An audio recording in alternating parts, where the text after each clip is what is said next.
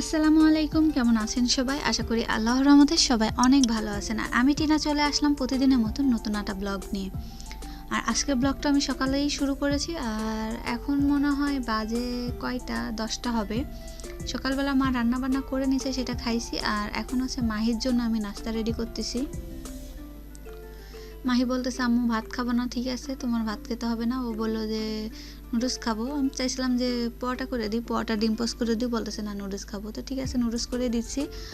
আর এই ডিমের মধ্যে দেখলেন সাদা অংশটুকু নাই, সাদা অংশটুকু আমি মাহির চুলে দিয়েছিলাম আর ডিমটা ফ্রিজে রেখে দিয়েছিলাম। এখন ওই ডিমটা দিয়ে নুডলসটা রান্না করে নিচ্ছি।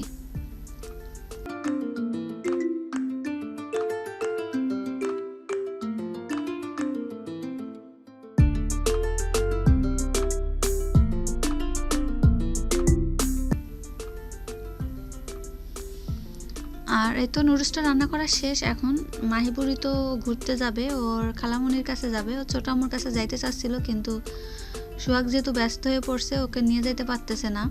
ওই জন্য বললো যে ঠিক আছে, তাহলে আমি খালামুনির কাছ থেকে ঘুরে আসি, ছোট আম্মু আসলে ছোট আম্মুর কাছে যাব। এখন ওরা আমি নাস্তাটা দিয়ে দিব। আর আমার আজকের এই ব্লগটা যদি আপনাদের ভালো লাগে তাহলে প্লিজ আমার চ্যানেলটিতে সাবস্ক্রাইব করবেন, লাইক শেয়ার কমেন্ট অ্যান্ড পাশে থাকা ছোট্ট বেল বাটন অন করে দিবেন। তাহলে আমি যে কোনো ভিডিও ছাড়ার সঙ্গে সঙ্গে আপনাদের মোবাইলে নোটিফিকেশন চলে যাবে। আর যারা অলরেডি সাবস্ক্রাইব করে দিয়েছেন তাদের অনেক ধন্যবাদ আমার পাশে থাকার জন্য। আর যারা আমার এই ভিডিওটা ফেসবুক পেজ থেকে দেখছেন, প্লিজ আমার ফেসবুক পেজটাকে ফলো দিয়ে রাখবেন। আর ভিডিও দেখার শুরুতে সবাই লাইকটা দিয়ে ভিডিওটা দেখা শুরু করবেন।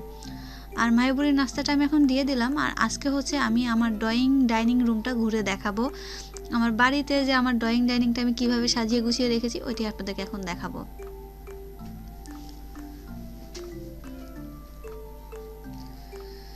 আর এটা হচ্ছে আমার ড্রয়িং রুম ডাইনিং রুম। মানে গ্রামের বাড়িতে আমাদের ঘরে আর কি 3 রুম, 3 রুমের মাঝখানের রুমটা আমি হচ্ছে আমার ড্রয়িং ডাইনিংটা করে রেখেছি।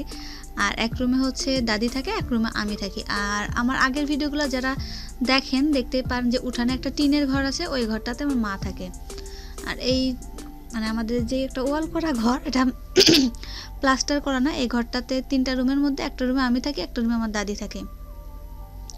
আর মাঝখানের রুমটাতে আমি আমার সোফা, ডাইনিং টেবিল আর হচ্ছে ওয়াল শোকেস, শু র্যাক, এটা হচ্ছে এই রুমটাতে রাখছি।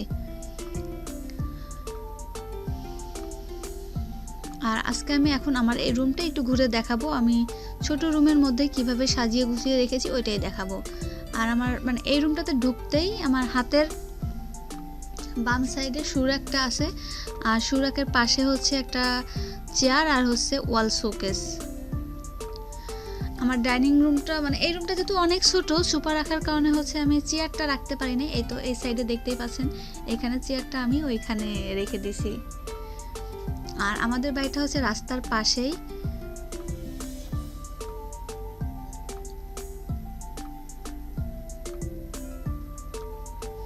আর ডাইনিং টেবিলটা গ্রামে গ্রামে না, শহরেও আমার কাছে শোটাই মনে হয়। কারণ আমি যতদিন ঢাকাতে ছিলাম আমার ডাইনিং টেবিলে আমার খুব কম খাওয়াইছে, শুধু রমজান মাসটাই। আর তাছাড়া হচ্ছে আমি, আমার হাজব্যান্ড আর আমার মেয়ে, আমরা 3জন যেহেতু থাকতাম, হয় ফ্লোরে নাইলে বিছনায়। আমাদের আবার টিভি দেখতে দেখতে খুবই বাজে একটা অভ্যাস ছিল, টিভি দেখতে দেখতে খাওয়ার।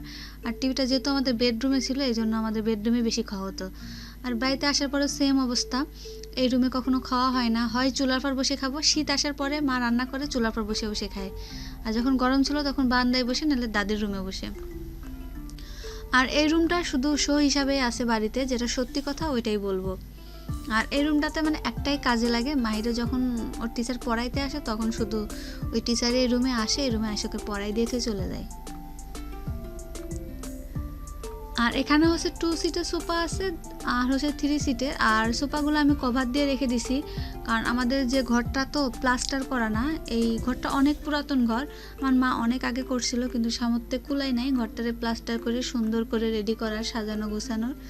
মা পারে নাই, আল্লাহ মারে সেই তৌফিক দেয় নাই, কিন্তু মাটা যে ঘরটা করতে পারছিল এটাই আলহামদুলিল্লাহ।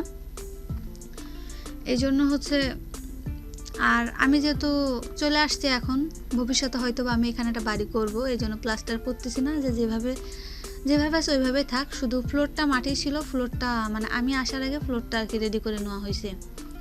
যেহেতু আমার জিনিসপত্রগুলো আমি রাখবো, ফ্লোরটা মাটির থাকলে এগুলো সব নষ্ট হয়ে যাবে। আর এই জিনিসগুলো আমার অনেক শখের, অনেক কষ্ট করে জিনিসগুলো করছিলাম, এই জন্য জিনিসগুলো আমি বিক্রি করতে পারি নাই।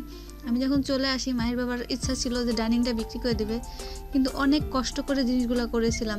আর শখের জিনিস তো বুঝতেই পারেন, যারা শখ করে অনেক কষ্ট করে জিনিস করে তারা বুঝবেন যে শখের জিনিস আসলে কতটা দামি হয়।